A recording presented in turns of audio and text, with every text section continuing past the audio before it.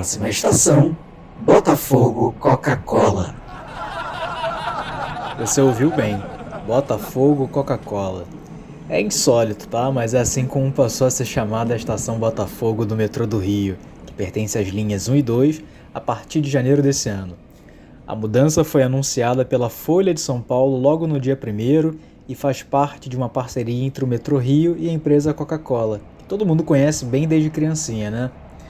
O propósito principal é ampliar as receitas do metrô mediante uma prática em que a Coca-Cola adquire o direito de usar determinados espaços do metrô para promover a sua marca.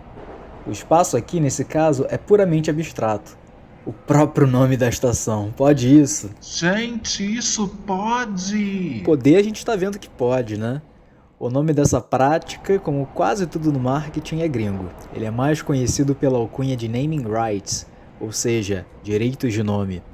O entendimento é literal, e a gente já vê isso acontecendo há algum tempo com o nome de estádios de futebol, casas de espetáculo, dentre outros. Mas o nome de estação de metrô ainda é uma novidade, né? Apesar de que em meados da década passada, a Supervia, que opera os trens urbanos do Rio, já ter vendido o direito de uso do nome da estação Bom Sucesso para a empresa de telefonia TIM, e a classe média ou a grande imprensa acho que ignorou. Uma reflexão mais profunda sobre essa prática, podemos entendê-la também pela alcunha de name washing, ou seja, lavagem do nome, em bom português para quem é de português. O termo name washing foi abordado como metáfora pelo jornalista Kristen Capps do CityLab em novembro de 2019, sobre os planos do metrô de Washington DC, nos Estados Unidos, em vender o nome de suas novas estações de metrô a empresas como forma de adquirir um dinheiro mais fácil para operar o sistema. A matéria foi baseada no artigo do professor Timothy Weaver, da Universidade de Albany, sobre a transformação do espaço público de Londres, Nova York e da Filadélfia a partir da construção de novos enclaves territoriais dominados por interesses privados. O link está aqui na legenda desse vídeo. O termo name washing aciona um sentido mais sociológico sobre essas práticas, já que a venda de direito de nomes pode implicar a longo prazo um esvaziamento de sentido das referências culturais e simbólicas que fazemos do nome dos lugares e de como esse imaginário molda a nossa memória coletiva ao longo do tempo.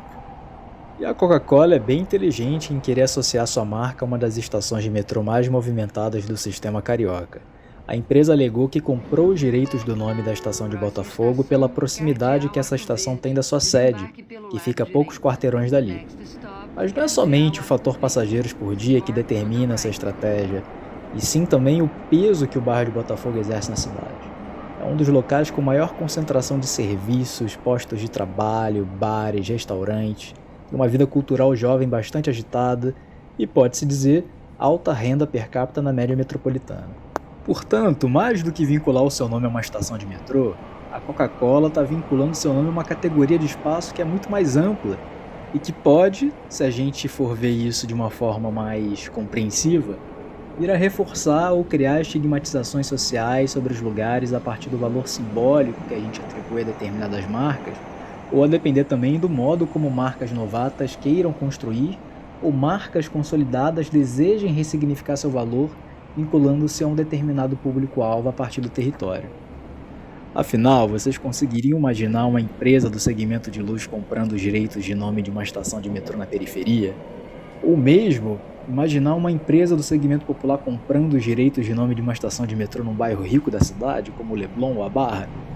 Como o Metrô Rio já avisou que está aberto a novas parcerias como essa, a tendência de se recriar um mapa social da cidade a partir da comodificação desses insólitos espaços é altíssima. Próxima estação, Pedro Bastos. Estação de conexão com Zana, a voz do metrô. Mind the Gap.